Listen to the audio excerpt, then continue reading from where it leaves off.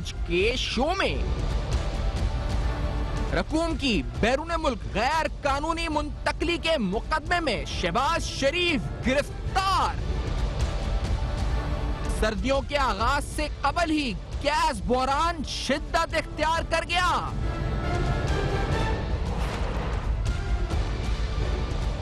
अस्सलाम वालेकुम। बरसे पर्दा हकायक सनसनीखेज इंकशाफात प्रोग्राम बेनकाब में हूँ आपके साथ सैफान खान। आज सबसे बड़ी गिरफ्तारी और बड़ी अहम गिरफ्तारी हुई शहबाज शरीफ साहब की मनी लॉन्ड्रिंग केस में हुई गिरफ्तारी। मनी लॉन्ड्रिंग केस के हवाले से कुछ अहम तफसीलात आज आपके इस प्रोग्राम में आपके सामने रखेंगे। बताएंगे कि वो क्या क्या तफसीलात हैं असासों की, सस्पिशियस ट्रांजैक्शंस की जो नैब के हाथ लगी और जो आज भी कहा जाए तो नैब ने सवालात उठाए जिन सवालात की बुनियाद पर या फिर जिनका खातिर ख्वाह जवाब ना मिलने की सूरत में शहबाज शरीफ साहब की गिरफ्तारी जो है वो अमल में आई।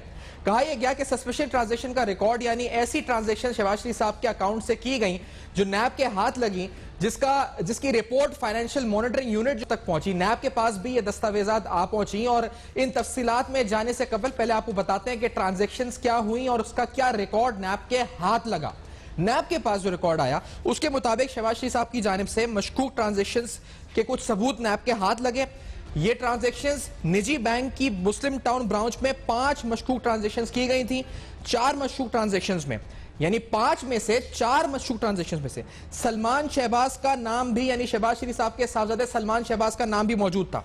4 मशकूक ट्रांजैक्शंस 1 जनवरी 2017 को की गई। 5वीं मशकूक ट्रांजैक्शन 28 अप्रैल 2017 को की गई। 2017 में ये 5 ट्रांजैक्शंस हुई जब तमाम मशकूक ट्रांजैक्शंस उस वक्त की गई जब जनाब शहबाज शरीफ साहब वजीर आला पंजाब थे। ये सब ट्रांजैक्शंस उस वक्त हुई। आज कहा गया कि कमरे अदालत में भी समाअत के दौरान ये सवालात हुए कि इन ट्रांजैक्शंस के बारे में, इन सस्पिशियस ट्रांजैक्शंस के बारे में आप क्या जवाब देना चाहते हैं, जिसके बाद वकीला की तरफ से या शहबाज शरीफ के वकील साहब हैं उनकी तरफ से खातिर ख्वाह जवाब नहीं दिया गया।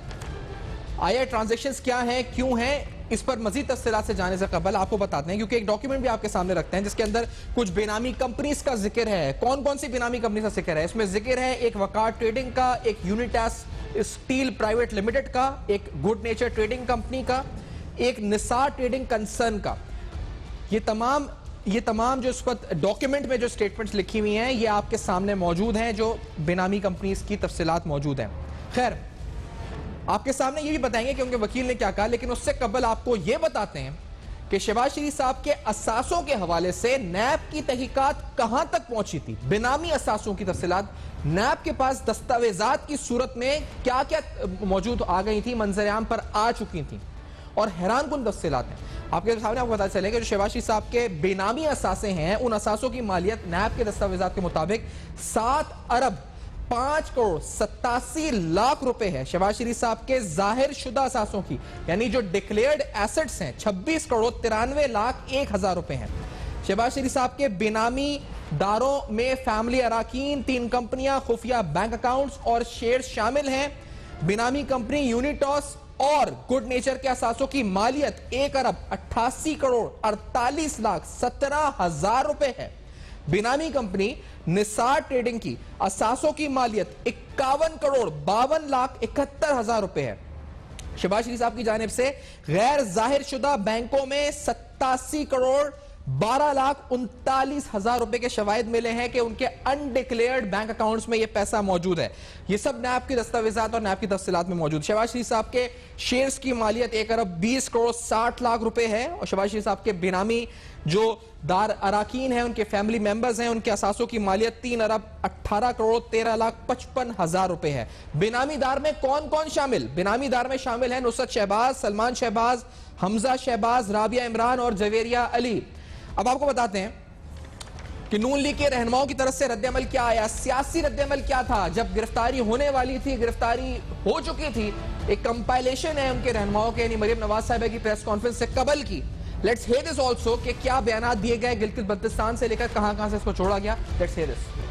गिलगित बल्तिस्तान के इंतखाबात में प्री पोल धांधली करने के लिए ये मुस्लिम लीग नून के सदर को गिरफ्तार करना चाहते हैं। ये हुकूमत की अखलाकी दिवालियापन और सियासी दिवालियापन की इंतहा है। लेकिन हम इनके ऐसे वारंट से और ऐसे हथकंडों से मरूब नहीं होंगे। बदतरीन इंतकामी पॉलिसी इमरान खान साहब की हुकूमत की जारी है, उसका एक तसलसल होगा और इंशाअल्लाह इस इम्तिहान में भी मोहम्मद नवाज शरीफ के कारकुन और शहबाज शरीफ सुरखरू हों। देखिए जी, मियां साहब के खिलाफ बिल्कुल बेबुनियाद और झूठा केस है। हमें उम्मीद है कि अदालत से मियां शहबाज शरीफ साहब को इंसाफ मिले। जब रेफरेंस दायर हो गया है, जब किसी भी किस्म की और इन्वेस्टिगेशन की ज़रूरत नहीं है, उस वक्त शहबाज साहब को गिरफ्तार करने की ज़रूरत क्या है? इमरान खान साहब की हत्तुल इम्कान कोशिश है कि शहबाज शरीफ साहब को किसी भी तरह जो है वो नैब की जेल में जो है वो डाल दिया जाए। और यही नहीं, शहबाज शरीफ साहब के वकील का मौकिफ भी आपके सामने रखते हैं। जो वकील है शहबाज शरीफ साहब के, उन्होंने मौकिफ ये दिया कि तकरीबन 1000 अरब रुपए के जो उस पर कौमी खजाने के खर्च होने से बचा चुके हैं शहबाज शरीफ साहब अपनी गवर्नेंस के दौरान। शहबाज शरीफ साहब ने आज तक बतौर मेंबर असेंबली तनख्वाह तक वसूल नहीं की। उनके वकील ने कहा कि उनको जेल भेजने का कोई फायदा नहीं। बल्दियाती इंतखाबात के मौके पर जेल भेजने का दावा किया जा रहा है। मनी लॉन्ड्रिंग में भी शहबाज शरीफ के खिलाफ कोई सबूत मौजूद नहीं, ऐसा उनके वकील ने कहा। किसी गवाह ने नहीं कहा कि शहबाज शरीफ ने मनी लॉन्ड्रिंग की है। और 26 करोड़ 90 लाख के यानी जो डिक्लेयर्ड एसेट्स हैं वो शहबाज शरीफ साहब के हैं। 26 करोड़ 90 लाख के डिक्लेयर्ड एसेट्स जो हैं वो हैं और खर्च मानते हैं, आमदन नहीं मानते, ज़रूरी आमदन पर टैक्स अदा करते रहे हैं। ये वकील शहबाज शरीफ साहब का मौकिफ था। ये सवाल उस्मा बुखारी साहिबा ने और दीगर नून लीग रहनुमाओं ने उठाया कि जब रेफरेंस दायर हो चुका है तो फिर नैब यानी गिरफ्तार क्यों करना चाहता था? नैब क्यों प्ली कर रहा था कि गिरफ्तार किया जाए, बेल को कैंसिल किया जाए? और आज अदालती कार्रवाई में क्या हुआ, नैब आगे क्या करने जा रहा है? नैब के साबिक डायरेक्टर नैब लाहौर के ब्रिगेडियर रिटायर्ड फारूक हमीद साहब प्रोग्राम में साथ मौजूद हैं। फारूक हमीद साहब, बहुत बहुत शुक्रिया वक्त देने का। अभी आपने सवाल सुना कि ये आखिर जब रेफरेंस दायर होने के बाद कौन से नए शवाहिद हैं जो नैब इकट्ठा करना चाहता है, जो गिरफ्तार हुए हैं? फारूक साहब।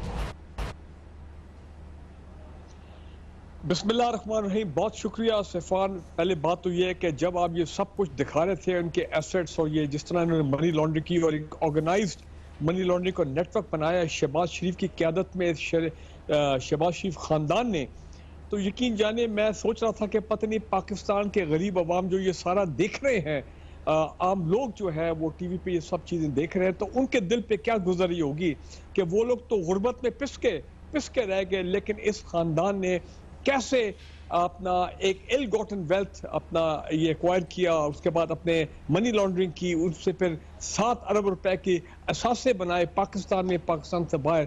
तो आप इस वक्त पाकिस्तान के अवाम के जो दिल की कैफियत है वो अब मैं इंक्लूडिंग माई सेल्फ, हम भी एक आम शहरी है, कि मैं आपको बताऊं कि लोगों में इस वक्त गुस्सा भी है और एक शदीद ये सोच भी है कि हमारा क्या लीगल सिस्टम है। देखें, इतनी interim bell after interim bell महीनों से मामला लटक रहा है और आज मैं कहता हूं आप नैब को क्रेडिट दें कि उनका केस इतना मजबूत है, जिस तरह आपने सारी डिटेल बताई है। 25,000 पेजेस का डॉक्यूमेंट्री एविडेंस, पूरा मनी ट्रेल, तमाम बैंक अकाउंट्स, तमाम अप्रूवर्स के बयानात और वो चेक्स और जो नेटवर्क में जो मनी कैरियर्स थे उनके सारी डिटेल।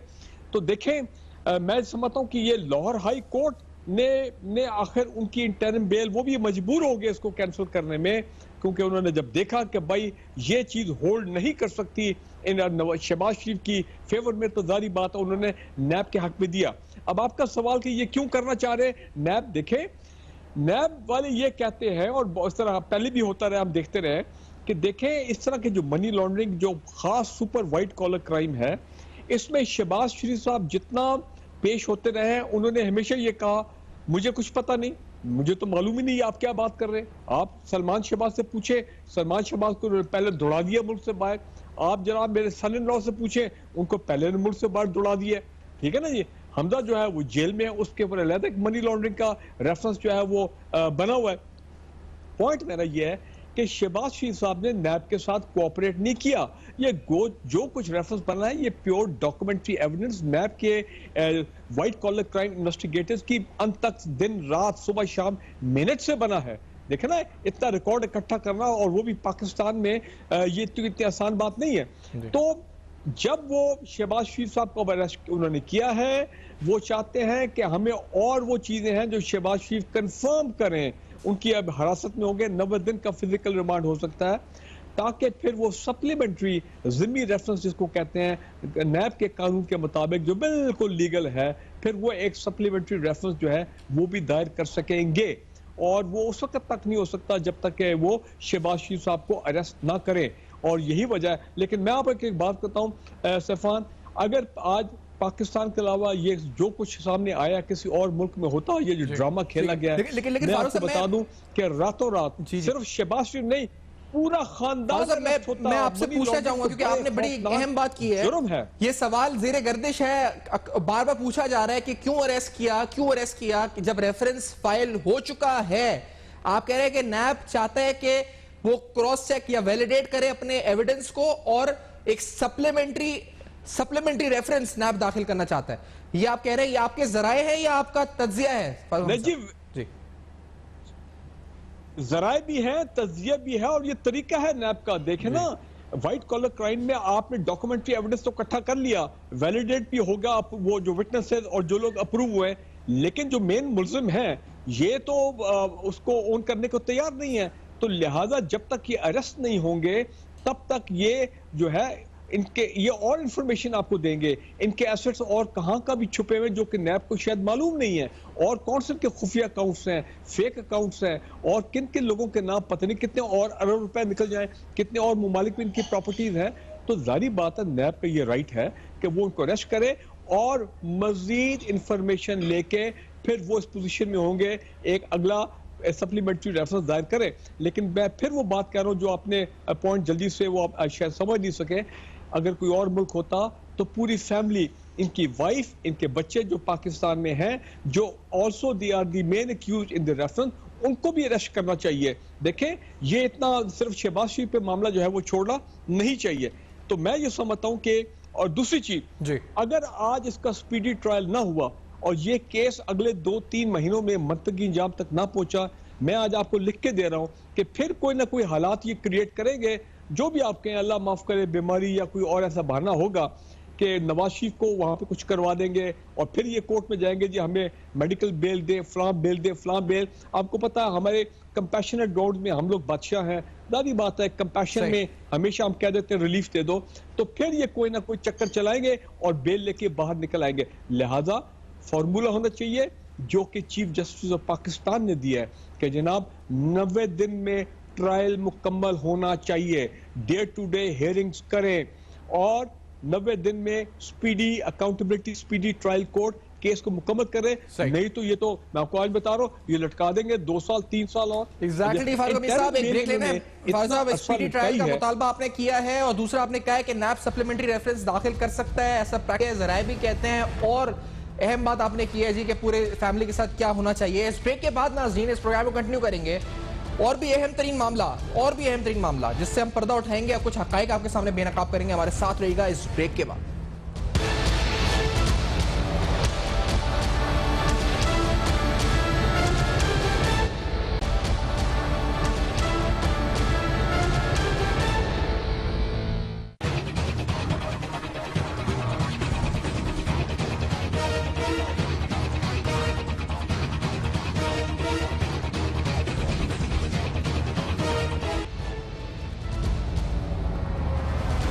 Welcome back. आप देख रहे हैं बेनकाब, और बेनकाब में अब एक और अहम मसला जिस पर बात करेंगे। कुछ दिन कबल हमने प्रोग्राम में लिया इंडस्ट्रीज को, जाना कि शहर कराची में बदतरीन गैस लोड शेडिंग का सामना इंडस्ट्रीज कर रही हैं।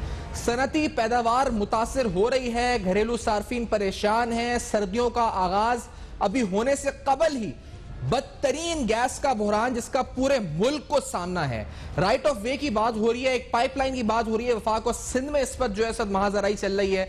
मैं पहले आपको वफाकी हुकूमत का जो मौक़िफ़ है स्लाइड की सूरत में दिखा देता हूं। कहा गया जी कि मुल्क में गैस की पैदावार और तलब में एक जो खलीज है बढ़ती जा रही है, जिसकी वजह से मौसम सरमा में गैस की किल्लत का सामना रहेगा। यानी हमें तैयार होना है इसके लिए। गैस की कमी आइंदा 2 साल तक बरकरार रहेगी। वजह गुज़िश्ता 5 वर्षों में गैस की तलाश का कोई नया मुआहिदा ना करना है जब तक गैस की मुकामी पैदावार में इजाफा नहीं हो जाता। LNG पर इन्हिसार मजीद बढ़ता रहेगा, ऐसा नदीम बाबर साहब का कहना था। ईरान पाकिस्तान गैस पाइपलाइन पर अमरीकी पाबंदियों की वजह से काम रुका हुआ है, और जबकि मुकामी गैस की पैदावार में सालाना 7 से 9% तक कमी आ रही है। सर्दियों में गैस की तलब के मुताबिक लोड मैनेजमेंट करना होगी, जिसके लिए वजारत तवानाई एक प्लान तरतीब दे रही है। 2 साल तक गैस की कमी की सूरत हाल बरकरार रहेगी, यानी सर्दियों में यह बहरान मजीद शिद्दत इख्तियार करेगा और 2 साल तक इसका सामना हमें करना होगा। 2 साल मजीद सामना करना होगा। आज हमने देखा कि पीपल्स पार्टी की तरफ से एक एहतजाज की कॉल भी आई। कहा क्या गया 29 सितंबर के हवाले से, आपको सुनाते हैं सईद गनी साहब ने क्या कहा है एहतजाज के हवाले से। Let's hear this also. Peoples Party Karachi division की जानिब से 29 सितंबर बरोज़ मंगल दोपहर 2 बजे कराची शहर में ख़ास तौर पर जो गैस की किल्लत है और गैस की वजह से जो बिजली का बहरान है, इन दोनों इशूज़ पर एक एहतजाजी मुज़ाहरा रखा गया है और वो सुई सदन गैस कंपनी के हेड ऑफिस के सामने हम करेंगे। एहतजाज की कॉल अब हो रही है। इस वक्त ये मसला शिद्दत इख्तियार करता जा रहा है। इसका फौरी हल क्या है, हुकूमत को पता है क्या नहीं है, और वाकई में क्या पिछली गवर्नमेंट ने एक्सप्लोरेशन लाइसेंसेस नहीं दिए, डिस्कवरीज कम हुई, क्या हुआ, ये पिछली हुकूमत की जिम्मेदारी है, मौजूदा हुकूमत की जिम्मेदारी है। जानते हैं खुर्रम शहजाद साहब, माहिर उमूर तवानाई के हमारे साथ मौजूद हैं। खुर्रम साहब, अब ये मामला क्या हल किस तरह हो सकता है? ये मामला पाइपलाइन से हल हो जाएगा या ये वक्ती तौर पर इसकी फराहमी बढ़ा सकते हैं, गैस की फराहमी बढ़ा दें वक्ती तौर पर शहर कराची के मसले को हल करने के लिए? इसका हल क्या है फौरी तौर पर परमिशा साहब? जी अस्सलाम वालेकुम। देखिए, दोनों हल हो सकते हैं और पाइपलाइन का थोड़ा सा medium to short term solution है, और इमीडिएट अगर आप सोल्यूशन की बात करें तो उसमें आपके सिस्टम में थोड़ी बहुत रूम होता है पाइपलाइन में, जिसमें आप 100 से 150 जो है वो ऐड कर सकते हैं। जैसे SNGP की पाइपलाइन में तकरीबन 1200 का जो है वो गैस होती है, यहाँ SSGC में तकरीबन कोई 11-1200 के अराउंड इसकी भी होती है। और फिर LNG के आपके पास ऑप्शंस हैं। LNG का इस वक्त कैपेसिटी तो काफ़ी यूटिलाइज हो चुकी है, बट ये कि थोड़ा बहुत 75 MMCFD 100 MMCFD आगे पीछे करके आप 200 से 300 MMCFD निकाल सकते हैं। सैफान, इसमें इशू ये है कि हमारे गैस का इशू आज का नहीं है, ये काफ़ी पुराना इशू है, और हमारी जो डिमांड सप्लाई गैप है वो 2 billion cubic feet per day है। तकरीबन पीक सीजन में 4 billion cubic feet per day हमारी जो है वो सप्लाई है, और 6 billion cubic feet per day की जो है हमारे यहाँ डिमांड चली जाती है, खासकर पीक सीजन में। तो देखें, ये कोई ऐसा नहीं है कि ये कल का आज फौरन से जो है पॉलिसी मेकर्स उठे और उन्होंने कहा कि जी बड़ा प्रॉब्लम है। ये प्रॉब्लम पहले से आ रहा है, हमें हल तलाश करना है। तो एक तो पाइपलाइन में काम हो सकता है फौरन से, सिंध गवर्नमेंट जो है वो अलाउ करे। हालांकि सिर्फ 5 किलोमीटर की सिंध गवर्नमेंट के अंदर जमीन आती है, अगर सिंध गवर्नमेंट करती है, और वैसे भी अगर नहीं भी करे तो CCI एक हाईएस्ट फोरम है, वहाँ बात की जा सकती है, कैबिनेट में बात की जा सकती है। मेरे ख्याल में इसमें दोनों गवर्नमेंट्स अलग अलग नहीं है, एक ही मुल्क है, और सूबाई गवर्नमेंट भी इसमें तामुल करके राइट ऑफ वे दे के फौरन कर सकती है। दूसरी बात यह है कि आपके पास चोरियाँ कम होनी चाहिए, स्ट्रक्चरल इश्यूज हैंडल करें, उससे गैस बहुत ज़्यादा चोरी होती है, बहुत ज़्यादा ज़ाया होती है। तकरीबन 150 से 200 MMCFD तो उसमें आपकी जो है वो ज़ाया हो जाती है। आपका सर्कुलर डेट की वजह से आपके यहाँ पर मसले होते हैं। फिर गैस की प्राइसेस बढ़ाई जाती है तो उसकी वजह से चोरियाँ होती हैं, तो इस पर भी काबू पाया जाए। SSGC SNGP के लॉसेस देखें, जो अलाउड लॉसेस हैं 6-6.5% के अराउंड होते हैं, वो 9-10%, 11% पहुंचे होते हैं। उस पर काबू फेडरल गवर्नमेंट को भी पाना चाहिए, और प्रोविंशियल गवर्नमेंट का भी इक्वली जो है वो ये फर्ज बनता है कि मिल के काम करें। तो चोरियाँ रोकें, आपकी जो है इंपोर्ट्स LNG थोड़ी बेहतर और करेंगी, थोड़ा बहुत उसमें रूम है, प्लस गैस भी और दी जा सकती है, पंजाब की कम करके सिंध में वापस आ सकती है। क्योंकि सिंध में आपको बताऊं नंबर्स 65% गैस सिंध में पैदा होती है पूरे मुल्क की, 35% यूज होती है। पंजाब में जो है सिर्फ 4% पैदा होती है, और 50% मुल्क का आधा हिस्सा पंजाब कंज्यूम करता है। ऑब्वियसली डेवलप्ड सूबा है, रिलेटिवली वहाँ पे ज्यादा एक्टिविटी होती है, इकोनॉमिक एक्टिविटीज की वजह से होता है, बट रूम बन सकता है। फिर ऑप्शंस किए जाए ब्लॉक्स, वो आने वाले दिनों में उसका थोड़ा सा टाइम लगता है, बट ये long term short term solution parallel चलने पड़ेंगे, अदरवाइज जो है वो ये सोल्यूशन कभी भी नहीं आएगा। नहीं, लेकिन खुर्शीद साहब ये मुझे पता है, क्योंकि अब जब ये जो बहरान जिस तरह से शिद्दत इख्तियार कर रहा है, ये जो कहा गया अभी मौजूदा हुकूमत की तरफ से भी, क्योंकि गुज़िश्ता 5 बरसों में गैस की तलाश का कोई मुआहिदा नहीं हुआ, और इसकी वजह से ये हुआ कि डिस्कवरीज तो हुई लेकिन एक्सप्लोरेशन लाइसेंसेस या अवार्ड्स नहीं हुए, पीपल्स पार्टी के दौर में हुए। ये वजह है मौजूदा गैस बहरान की।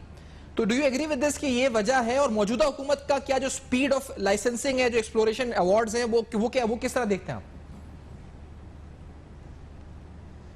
देखिए, बात कुछ हद तक ठीक है, बल्कि काफी हद तक ठीक है कि जो पिछली गवर्नमेंट थी उसके जो ऑप्शंस थे, ब्लॉक के ऑप्शंस, वो बहुत कम हुए, ना होने के बराबर थे। पीपल्स पार्टी की गवर्नमेंट ने डेफिनेटली उससे पहले जो ब्लॉक ऑक्शन किए गए थे उसकी एक्सप्लोरेशन, यानी कि देखिए दो डिफरेंट एक्टिविटीज हैं।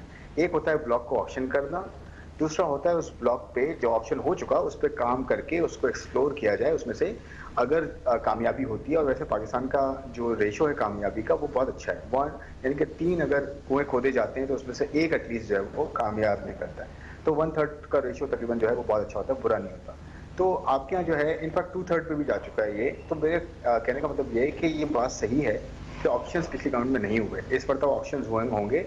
और ऑप्शन से लेकर गैस या तेल आने तक सैफान 6-8 महीने साल भी लगता है। ऐसा नहीं हो सकता कि आज ऑप्शन किया तो आपका ये सोल्यूशन है। ये लॉन्ग टर्म सोल्यूशन है, वो आप हमेशा करने चाहिए। इंडिजिनस रिसोर्सेज को एक्सप्लॉइट ज़्यादा करना चाहिए बनस्बत हम इंपोर्ट करें ऑयल को, गैस को, LNG को। तो ये तो बात ठीक है, ये होना भी चाहिए। गवर्नमेंट ने 10 ऑप्शन किए लास्ट ईयर, और इस गवर्नमेंट की बात कर रहा हूँ, और इस साल वो 20 या 25 या 28 कुछ करने जा रहे हैं, जो कि एक अच्छा डिसीजन है। लेकिन ये तो एक शॉर्ट टर्म सोल्यूशन नहीं है। शॉर्ट टर्म सोल्यूशन ये पाइपें बिछे, ये बिल्कुल सही बात है, बिछनी चाहिए।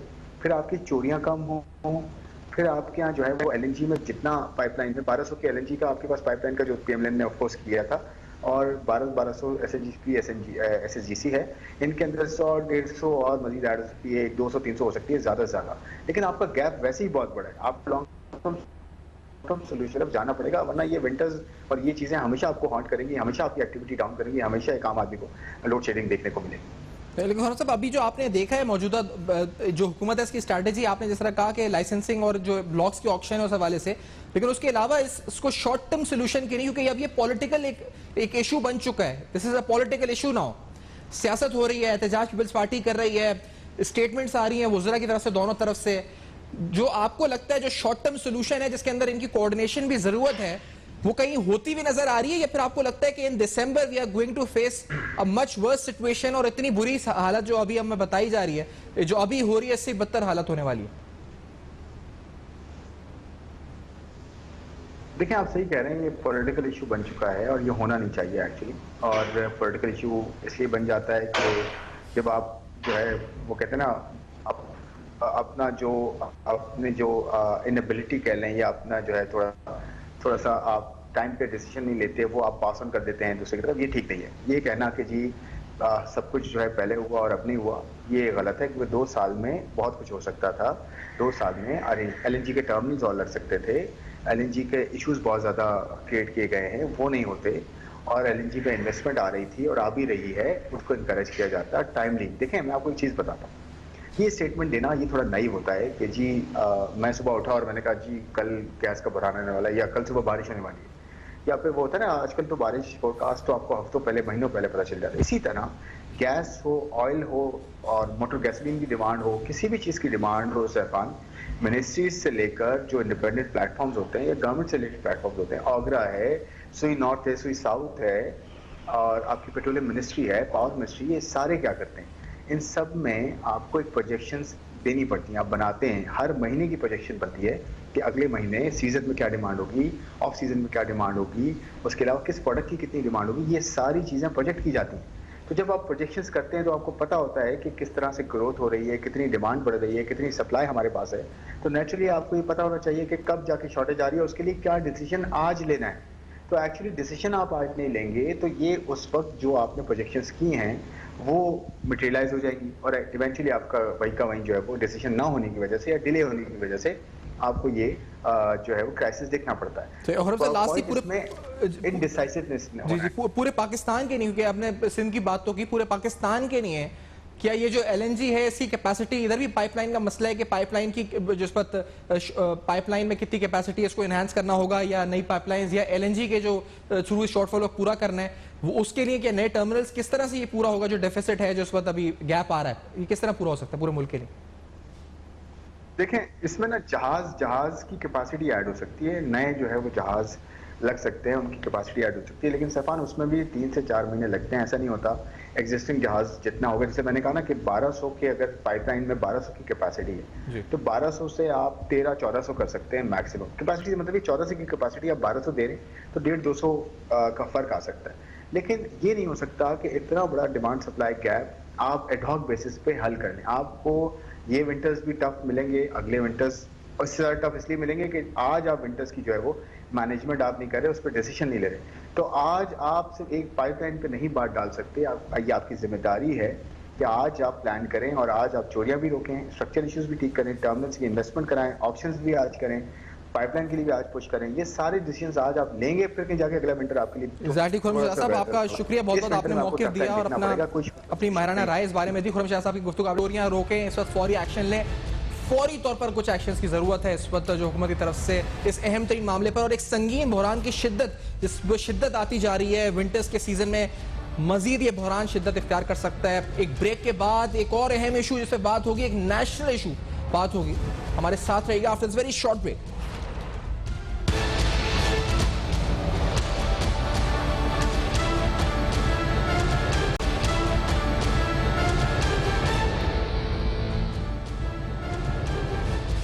Welcome back.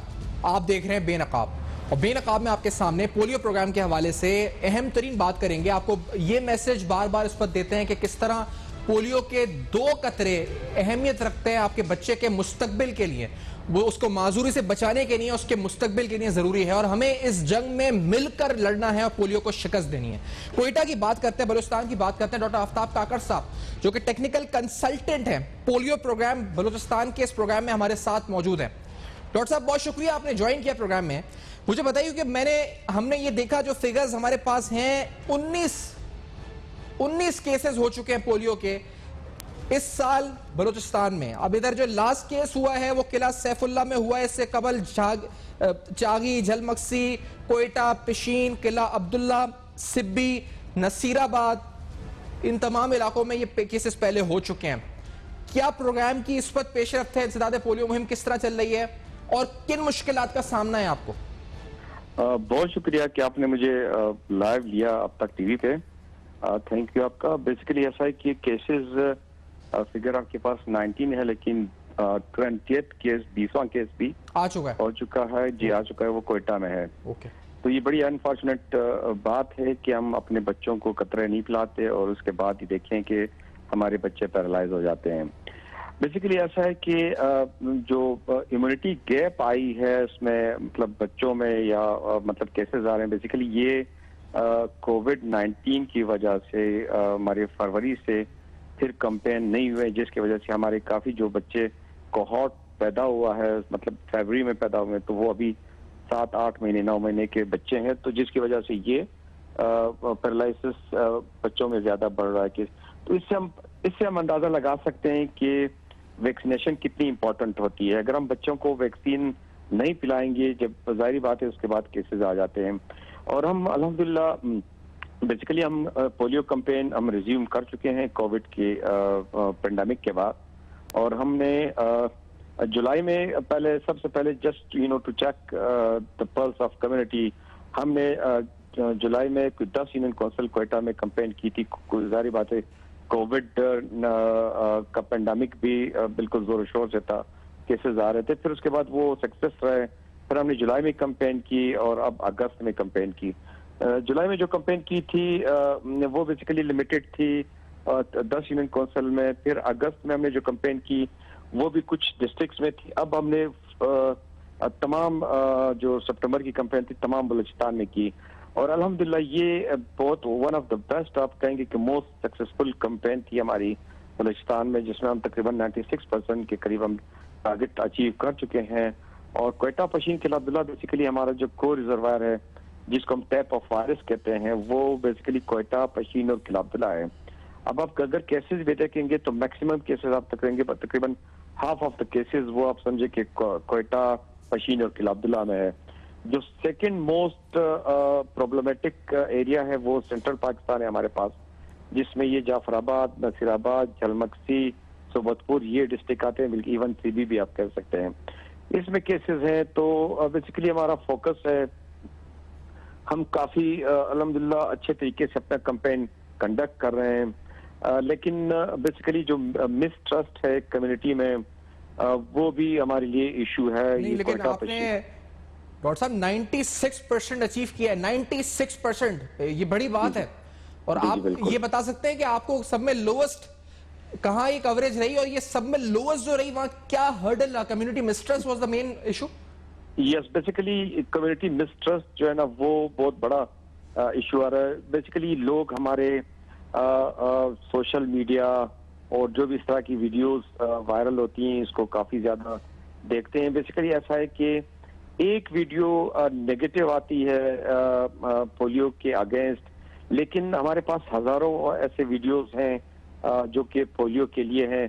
अगर अब हम देखें केसेस, अगर 1988 में हमारे पास पूरी दुनिया में तकरीबन 3.5 से 5 लाख के करीब केसेस आते, 3.5 से 5 लाख के करीब बच्चे पैरालाइज होते थे, और पाकिस्तान में उन दिनों में 10,000 के करीब